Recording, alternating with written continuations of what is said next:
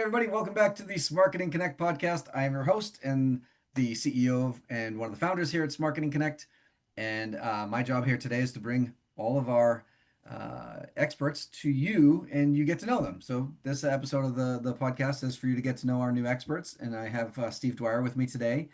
And, Steve, one of the things that for me, I don't like hearing people listen to me talk. I'd rather them listen to you talk. So, if you don't mind, I'll give you the opportunity to do an introduction. And instead of me reading a bio, I'd rather them hear it from you. So, tell us a little bit about who you are and what you do. Absolutely, absolutely. Thanks. So I'll give you a little bit of an origin story, I guess, because that's kind of where it all started. So my partner and I started Intersecting Knowledge. We're a branding agency. Her and I worked together at two different agencies over the last 26 years. So her and I have been together for quite a long time. And we worked for a larger agency here in Boston, and we just saw what they did well. And we also saw what they didn't do well. And we said, hey, why don't we start our own entity and try to do the things that they did well and improve on what they didn't do so well. So some of the things they did well was their methodologies, the way they went about branding, the way they had access to this unbelievable creative talent.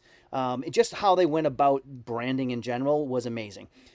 What got in their way a little bit was they got too big, right? And so there were enterprise level clients that could afford them, and that's about it. We felt that there was a whole swath of companies under there, large companies included, that just didn't have that type of budget, but needed that level of expertise, needed that type of branding firepower. So we said, let's create a scrappier agency and let's improve on that. One of the other things that they didn't do so well is egos kind of got in the way a little bit. And we're no ego here. The name Intersecting Knowledge is really our ethos. And it's really truly what we believe. It's where the knowledge of our clients, what they have on their business, who they want to be, how they want to sound, who they're targeting, all that knowledge they have, when that intersects with our knowledge and how to bring it to life in branding, logos, colors, fonts, all kinds of touch points like websites, marketing materials, pitch decks, social media channels, where those two pieces of knowledge intersect is where the best results are found. And that's really how we go about our business. We listen first so we can advise from a smarter perspective. And that's kind of our whole process there. But at the core of what we do, we meet brands at different points in their journey. Some are just starting out and they need everything. They need a name, they need a logo, they need colors, they need to know how to talk about themselves. Their, taglines and pitch decks and all kinds of that stuff. So we help them get that together. There's other brands that we end up just meeting that just kind of need some help. Maybe it's a growth stage company. They've got a great brand, but it's disjointed across everything, right?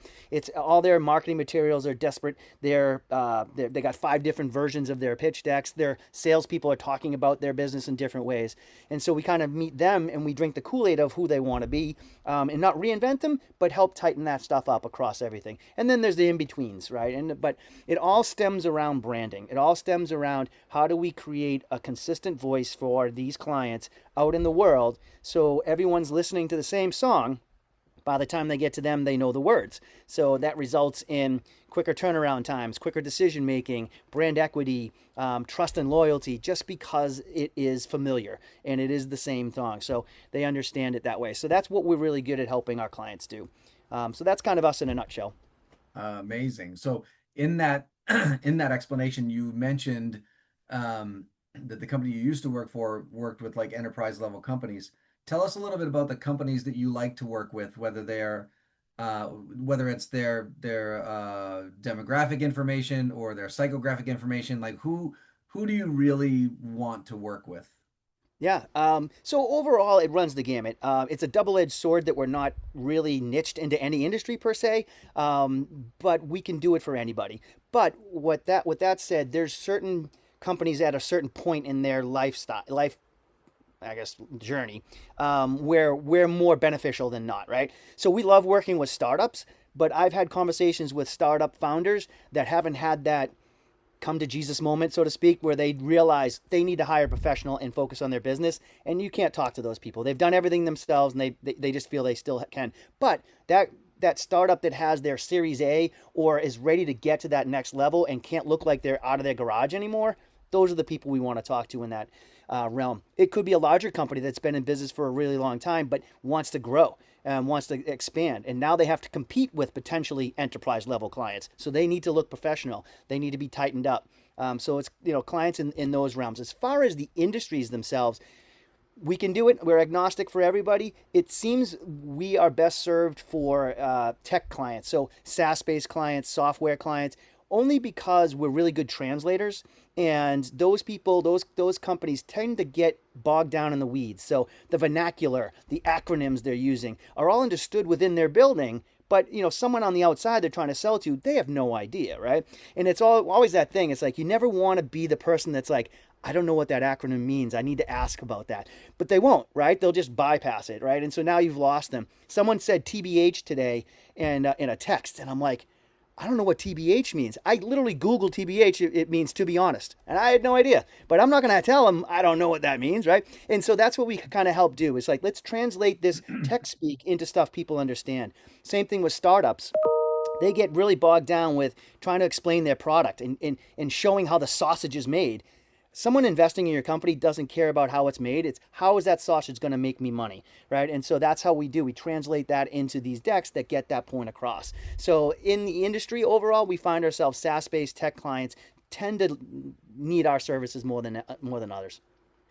It's so funny that you say that because I think one of my favorite things, like when somebody uses acronyms a lot, and I go, is that an industry acronym or is it your acronym? Because if it's an industry acronym, okay, then to your point, everybody who is going to buy from you, they already know what it is, right? Right. Like I find acronyms hilarious, but so you again, Steve, so you already alluded to the answer to this, so I'm going to ask it a little bit a different way.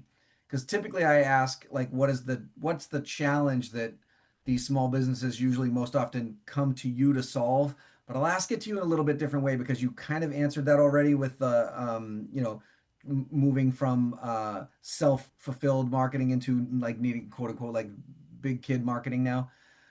But rather than ask it that way, tell me like what is the trigger point for them? Like what do they notice when they say, "Oh, I can't do this myself anymore. I have to go get somebody else like Steve."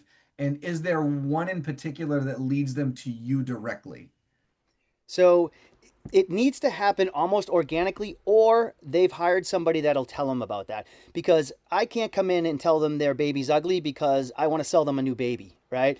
But if someone comes in like a fractional CMO or a go to market strategist or someone that they brought in to help them plan out and strategize, and part of that strategy is your brand is a mess, that's kind of where that epiphany happens when someone advises them.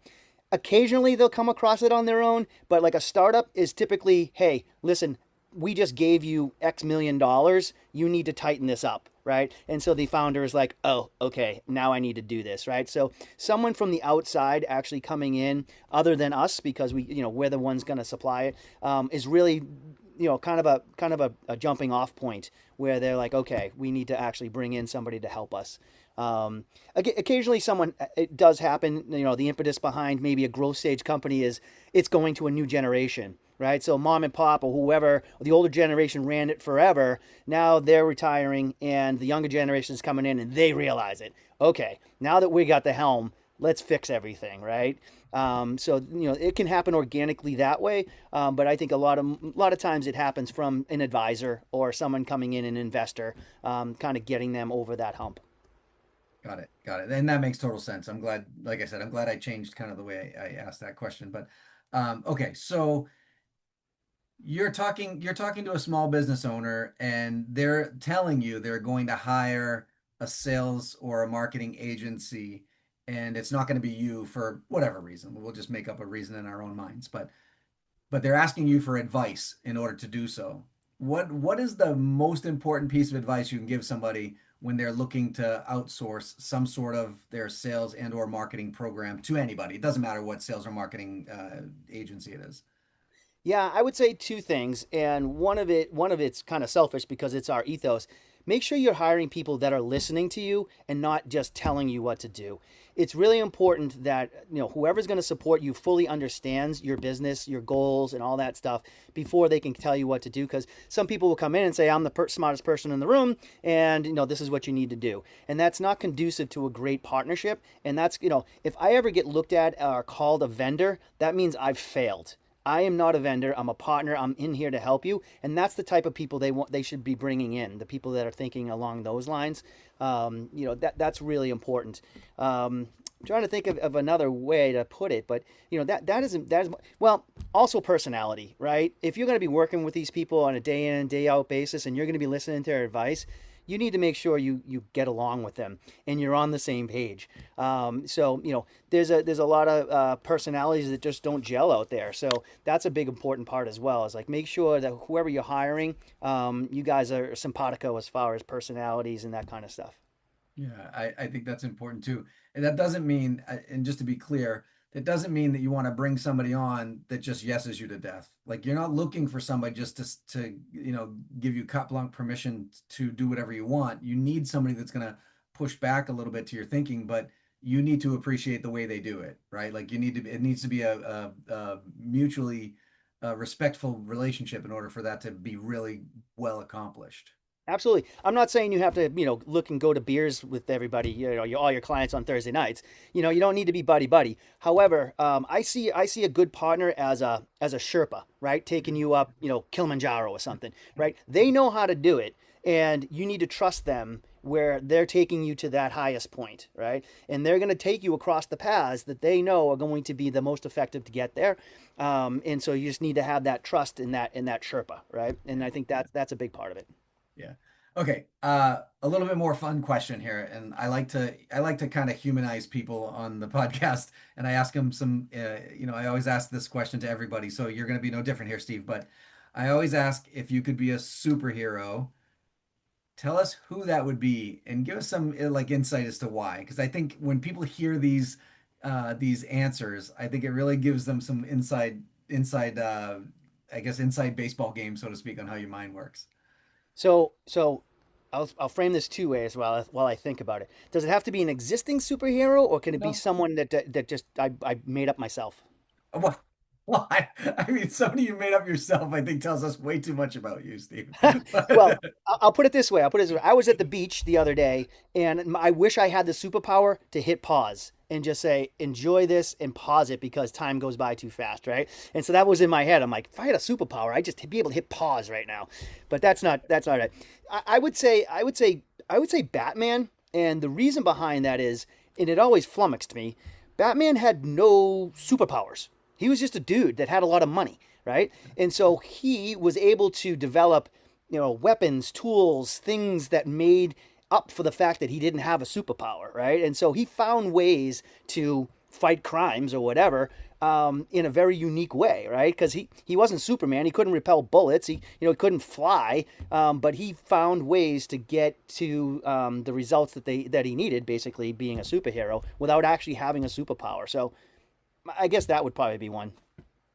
I love that answer for the same reason. A superhero with no superpowers, like that's.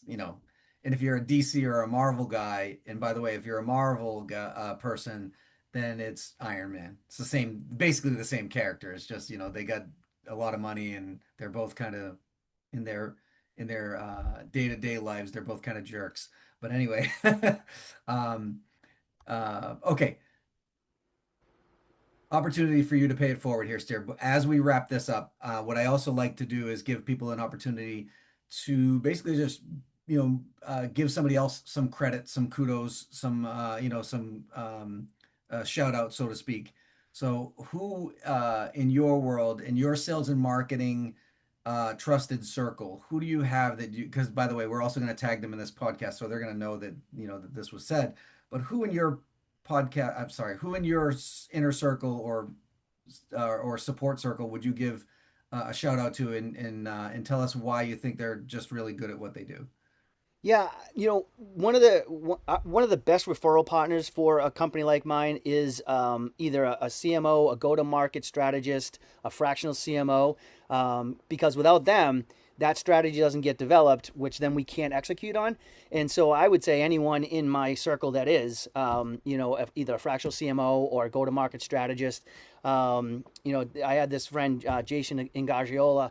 He brought us in, and he basically created a go-to-market strategy for this one client, and it involved updating their logo, updating their brand, then translating that into a brand new website and clarifying everything they were doing. They're actually a marketing agency themselves, but it's always the cobbler's kid shoes, right? I Yeah. can do everything for other clients. When it comes to my own, I'm like the worst, right? Because you can't get out of your own head.